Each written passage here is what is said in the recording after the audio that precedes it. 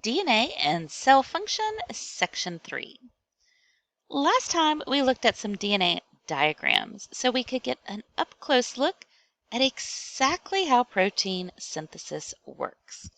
And one of the things that you saw is that the tRNA combines with the mRNA in translation. Let's take a look again.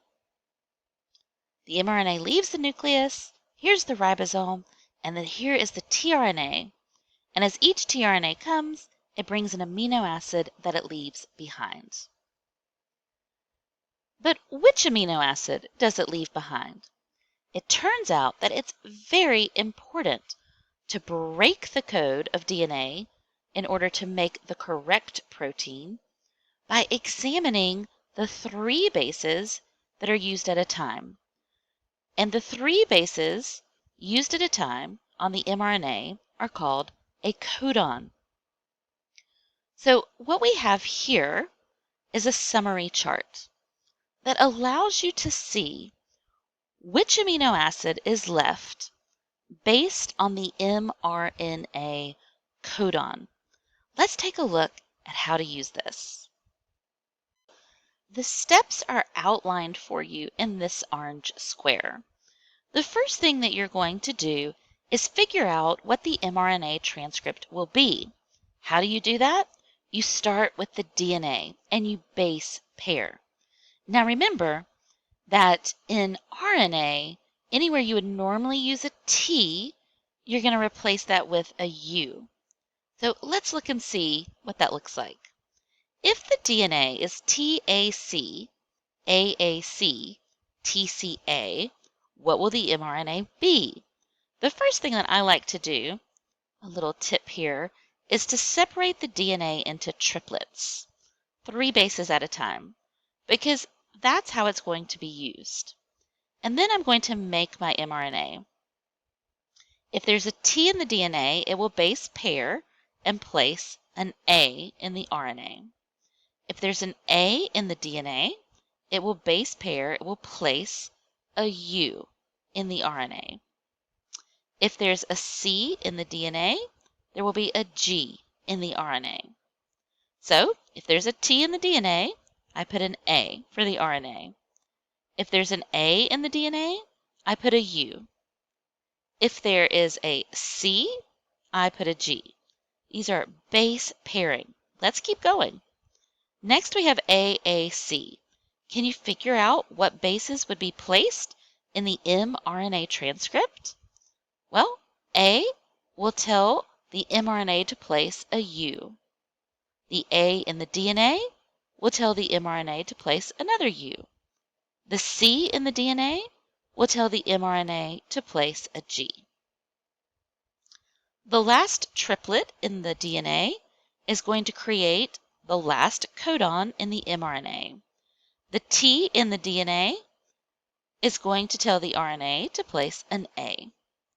The C will tell the RNA to place a G. And the A will tell the RNA to place a U. So I have 1, 2, 3 codons in my mRNA transcript. But what amino acids do these code for? This chart is necessary for us to figure that out. Scientists have spent a lot of time and work doing that and put this chart together so that we can do it pretty easily. One thing that I like to use to help is a ruler. That's hard to do online. So I've given you a little rectangle here to help. Now the chart uses a codon, which is 3 bases. AUG is the first codon here. The codon, 3 bases, has a first letter, A, a second letter, U, and a third letter, G. Each of those letters, remember, represents a base.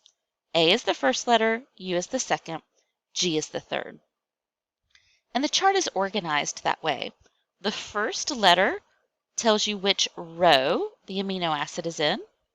The second letter, listed here at the top, tells you which column. And then you will match which one of these using the third letter, which repeats every row. Let's get started.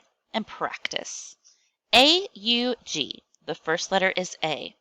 That tells me I'm going to be in row A, over here where it says first letter. Now, in row A, we've got lots of amino acids, and I need just one. So which cell will I go to?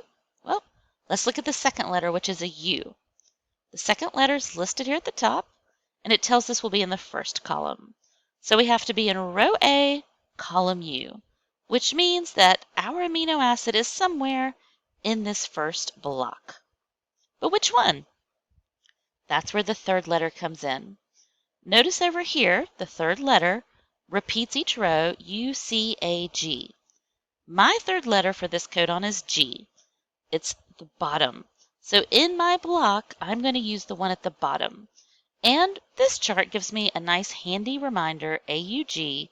Right beside it, it's going to give me an abbreviation for the amino acid that AUG will code for. And that abbreviation, MET, stands for methionine. That's a lot to write, so we're just going to write the abbreviation MET. All right, let's try the next one. UUG. First letter is U, second letter is U, third letter is G. We start with the first letter. It tells us the row, which is going to be row U. But which column? We look at the second letter. It's going to be in column U. Those letters are at the top. Here's column U. Here's row U. So we're down to this box. But which one in this box? The third letter is G. Over here we see G is at the bottom. So UUG will code for the amino acid leucine, which is abbreviated here, LEU.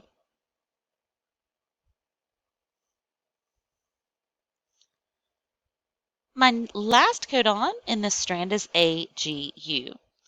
The A tells me I am in row A. First letter is A. The second letter is G, which tells me I'm in column G.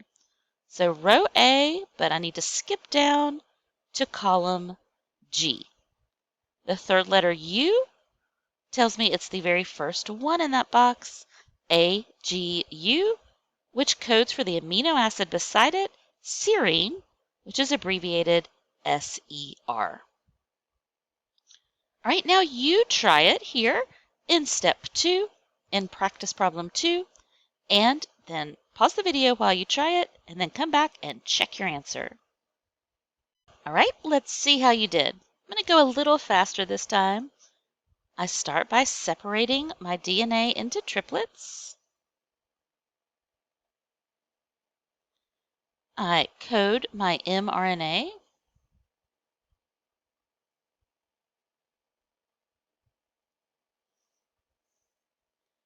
GGG gives me CCC. TTA gives me AAU. CAT gives me GUA. Using the base pair, so I have my 3 codons. And now I'm going to use my chart. CCC tells me row C, column C, and it will be the second one, CCC, which codes for proline, or PRO.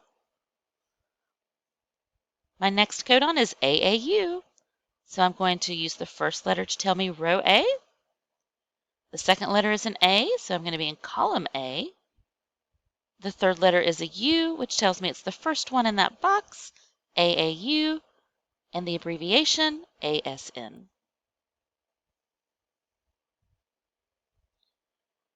And then finally, GUA, I'm going to have row G.